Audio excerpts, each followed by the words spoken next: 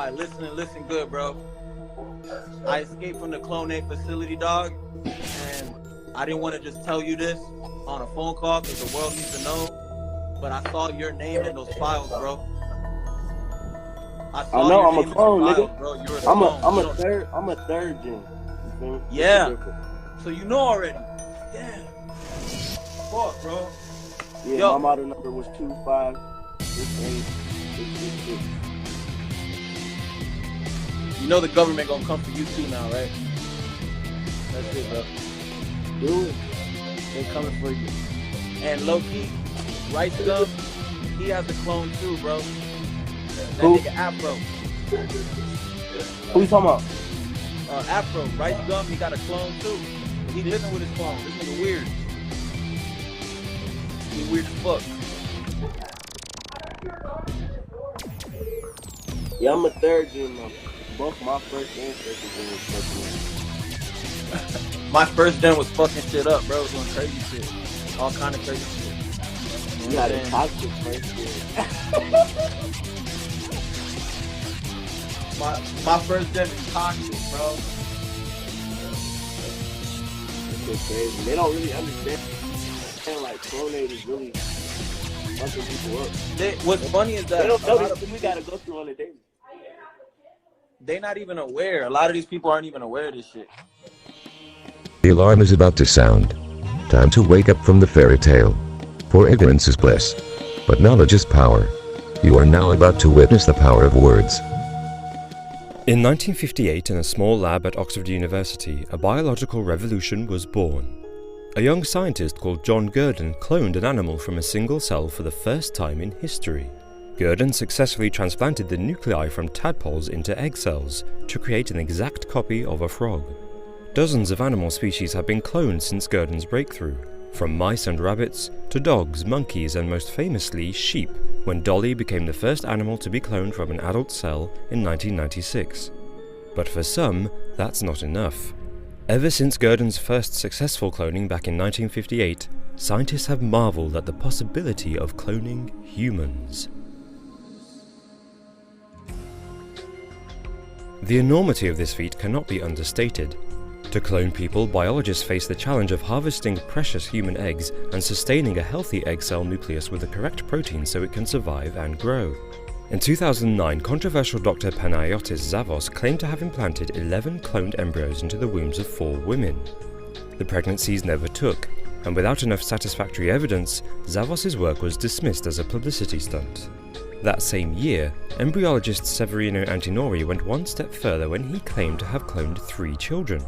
Antinori too was shunned for unethical practices and making false claims. But in 2013, a team of biologists led by Dr. Mitalipov in Oregon, USA, produced embryonic clones of a human being. After decades of failed attempts, science had finally committed the ultimate taboo.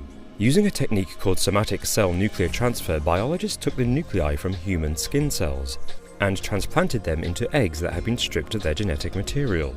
The embryos weren't allowed to fully develop, but Mitalipov's experiment proved something monumental. Human cloning is, indeed, biologically possible. But some believe it's already happened. In 1995, scientists James Roble and Jose Cibelli transplanted some of Cibelli's cells into a cow's ovum to harvest stem cells. When the fertilized egg began to divide, Dr. Roble and Cibelli allowed the egg to reach the 32-cell stage before destroying it, which means that Cibelli's cloned embryo was close to becoming a fetus. Left to grow, Cibelli would have created his own lab-grown twin. Unbelievably, Roble and Cibelli's story only made it into a handful of newspapers. Some, like author Russ Kick, believe that because human cloning is such a contentious subject, the scientific community don't want to reveal that it's already happened. Even Dolly the sheep was over 6 months old when the scientists announced the successful cloning of her. But playing God is not without its consequences. Medically speaking, therapeutic cloning can provide new cells for organs, but religious and secular groups alike have criticized the procedure for its abuse of animal life and the frightening implications that it could have on society. For example, parents in mourning could be given the chance to clone their dead child to make them live again. Infertile or same-sex couples wanting genetic offspring might clone themselves as a form of fertility treatment. And if reproductive lines branch past first and second clone generations, then mistaken identity could become a serious issue. For anti-cloning activists, the good news is that current law prevents biologists from growing embryos after 9 days, so the human gene pool is safe, for now. But what is fascinating about our fear of human cloning is how much it parallels the hysteria that once surrounded in vitro fertilization. When the first test tube babies were born in the 1970s, people feared the lab-grown child. Today, 350,000 babies are born using assisted reproductive technology each year. As scientific methods improve and the concept of cloning is normalized, then perhaps one day human clones will be walking among us. On Friday, December 27, 2002, Boisselier, a Raëlian bishop and CEO of Clonaid, announced at a press conference in Hollywood, Florida that Clonaid had successfully performed the first human reproductive cloning. I'm very, very pleased to announce that the first baby clone is born. She was born yesterday at 11:55 a.m. in the country where she was born. So this will not give you more details about the location. She's fine. We call her Eve between us. You knew that, of course. Some suggested it, and I thought it was a good idea, actually. You won't have the right name. And, you know, for a long time, I thought that this press conference will be with the baby, the parents, the scientists, everybody surrounding me, and having pleasure announcing it. I'm alone. And there is a reason to that, is that it hasn't been easy to face the world with this announcement.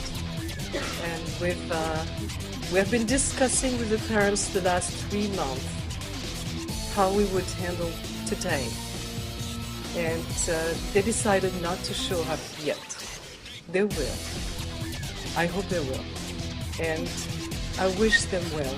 We started really to work with human eggs in January of this year. So it took us 3 months to finalize, and this is very short, and that's why I said, is it luck or is it hard work? I do believe it's hard work. But we had really good success very quickly, and refined the technique for human eggs until spring, where we started to have implantation.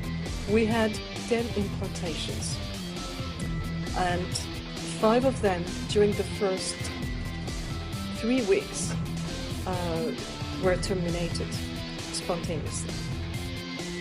5 others were successful and are still successful.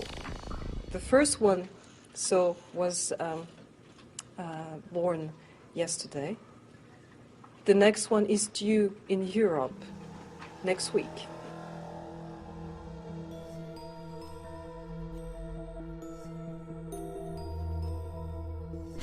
Shortly after the announcement, Korean prosecutors raided the offices of Clonaid's Korean branch, Biofusion Tech. In the process, the prosecutors removed records from homes and offices while barring 2 representatives of Biofusion Tech from leaving the country.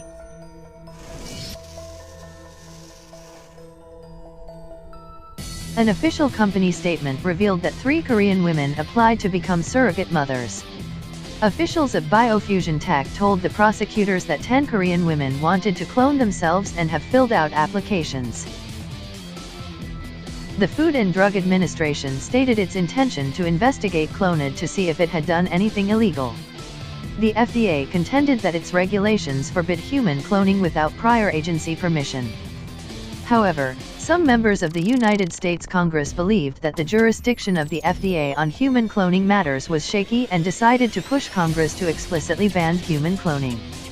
The day after Boisselier made her announcement, she added that 4 more human clones were to be born within a few weeks. Boisselier claimed that Clonaid had a list of couples who were ready to have a cloned child, and that 20 more implantations of human clones were on the way after the first 10 which happened in the previous year.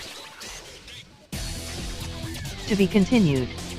Like, comment and subscribe to be alerted of future content.